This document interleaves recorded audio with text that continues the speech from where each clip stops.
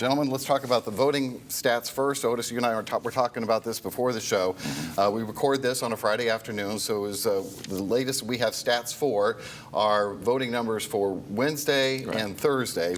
As we do this on Friday, we haven't gotten today's numbers yet. So, but they're down. They're down a lot, and it's interesting considering what we had perceived was the amount of interest in this race. They are down a lot. The first day of early voting was about 8,000 fewer than, and I'm using 2020 as a benchmark here. It's 8,000 fewer than in 2020. And remember, we were in the middle of the COVID-19 pandemic in 2020. And then the following day, Thursday, we were 13,000 fewer. That's 21,000 in those 2 days. That's cause for some concern. And I really don't know what's causing that. I do believe that the interest in this election is still very strong, and I think that there's a chance here to recover.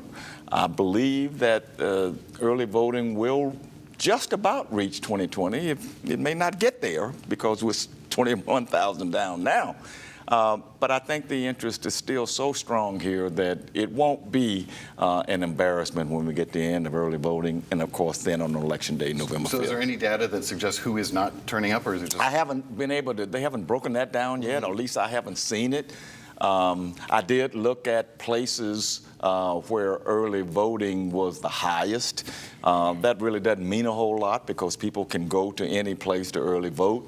But it was interesting that like Second Baptist Church had a high turnout, and I think that's located at Park and Poplar, I believe. The Beulah Baptist Church, which is out in Germantown, had a very high turnout. So, I mean, you take that for what it's worth, but there's really no specific demographic information right now. What are your thoughts? Well, I have some anecdotal information about that. Second Baptist is at Perkins and Walnut Grove. But I'm sorry. That's okay. What I'm hearing from a couple of locations in opposite parts of town, what encourages me is that people are telling me that they're old people, white people, young people, people of all stripes, in line, patiently waiting to go vote.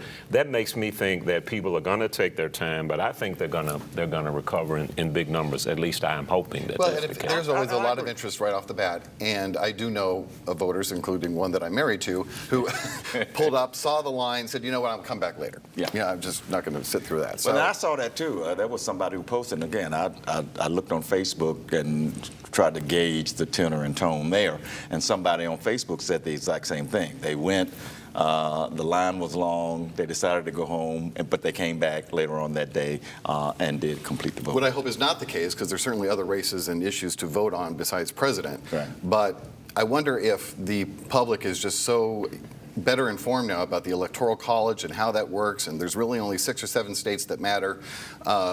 Are they wondering if their vote really matters, if they know Tennessee is a deadlocked state to go red? I think that's an interesting point, and I think it's a valid point. The national media especially has been talking the entire time about the swing states, and basically ignoring, especially southern states, deep southern states like Tennessee, Mississippi, Alabama, Louisiana.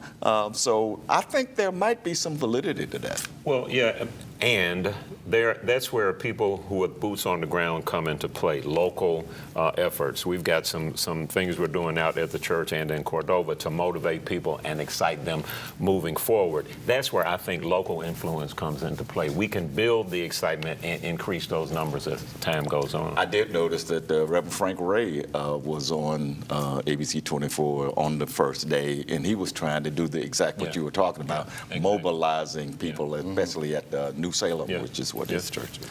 So we'll keep an eye on that. We talked about other races. Let's talk about one of them. The only statewide race that Tennesseans are deciding is for U.S. Senate. Incumbent Marsha Blackburn facing off against Gloria Johnson, the Democrat in this case. New polling out this week shows Blackburn increasing her lead from 54 to 54% over Gloria Johnson's 31%, and Pamela Moses, the independent, 5%. Reverend Whalen, what's your take on the on that race? Well, as always, Senator Blackburn never surprises me with the depths to which she will plumb to try to get the vote. I've seen one of her latest commercials where she's breaking plates, breaking china, and making unsubstantiated, disgusting claims while she's doing it. I just think it's ridiculous, man, although I do not doubt that her lead is increasing and she's going to beat the pants off Ms. Johnson. But if I could vote for Gloria more than once, I would.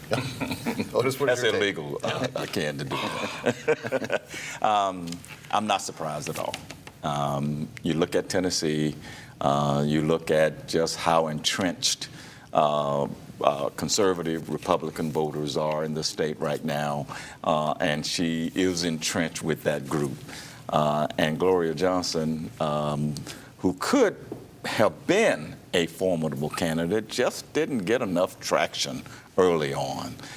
Didn't really try early on, though. Well, I don't to think be she fair. did either. I mean, it's almost as if she was waiting for the start of early voting to really energize her campaign. I've seen a lot of television ads for her lately at the start of early voting, but this is too little too late. Well, this is no fault of hers, but, you know, one of her commercials, she says she's a retired teacher. Well, that's exactly how she looks. She looks and sounds like a retired person who's just, you know, kind of trying to decide what they want to do every day, and that's probably not helpful to her. And plus, I just don't think, or I haven't seen any evidence that her connection with the Tennessee 3, which got a lot of national attention, got a lot of local and state attention, I don't think she's been able to translate that into enthusiasm, especially in the places that she needed it. Shelby County, Davidson County, and her home county of Knoxville. Wouldn't that mean she would have to be enthusiastic about the connection?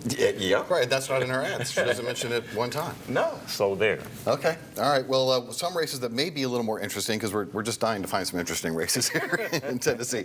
A couple of statewide races that Democrats are hoping to turn blue, that they're considered purple districts. The first one is District 83 in East Memphis. State Representative Mark White, longtime Republican in that office, is being challenged by Democrat Noah Nordstrom, a teacher. In fact, education is a strong suit for both of these guys. And just what's your read on this race, Otis? Well, I think Mark White is a veteran. He's been there a long time. He has good name recognition. He's chairman of the House Education Committee. I just think it's going to be a real uphill climb to defeat him. Although that district, he could be vulnerable in that district if there was enough effort put into it. But I just think that with his name recognition, it's going to be a tough job for him to win. Not only that, but Mark White is right on the education issues that you and I care so deeply about. And disagree about. And disagree so vehemently about, but, well, respectfully. But his opponent, Nordstrom, I read some of his campaign material, and he is an example of how misinformed elected officials, particularly school board elected officials, can be, because one of his big things is he thinks that charter schools take money away from the public schools, which means he doesn't understand that charter schools are public schools. That's important to me. You know what he means by that. Well, but he's got to be able to articulate that in order to get my support, to unseat a person who clearly articulates that he is for charter schools and home schools and education, period. That's where I think Nordstrom, in addition to the fact of no name recognition, no money, he's going to have a hard time. Well, I'm not disagreeing with that, although, I mean, since you brought it up, we have to go back to, okay, let's stop using charter schools and let's say giving public money to private schools in this voucher proposal. I don't think that issue has been resolved. Governor Lee is going to bring it back up again, but it's not a slam dunk going back in this next session of the legislature, primarily because of all the needs that the East Tennessee schools that were affected by the Hurricane Helene, they need help. And so it's going to be a bad look if you're going to be giving money to private schools when those public schools need help. Granted, however, Nordstrom wants to unseat Mark White when Nordstrom doesn't have a clear understanding of the whole issue in the first place. That's not going to stand them in good stead with people who are serious about the issue. I agree. Nordstrom doesn't have much of a chance, but I'm just saying the issue is still out there, and a better, more well-funded candidate could have put Mark White on the defensive. All right, I'm already past time on the subject, Okay. but District 97 is another considered purple district. That's incumbent state representative John Gillespie, and his challenger is Jesse Huseth. the Democrat there. So I know that's your home district there, Otis. Yeah, What is your it is. assessment on it? And if anybody has a chance to pull an upset, I think Huseth does.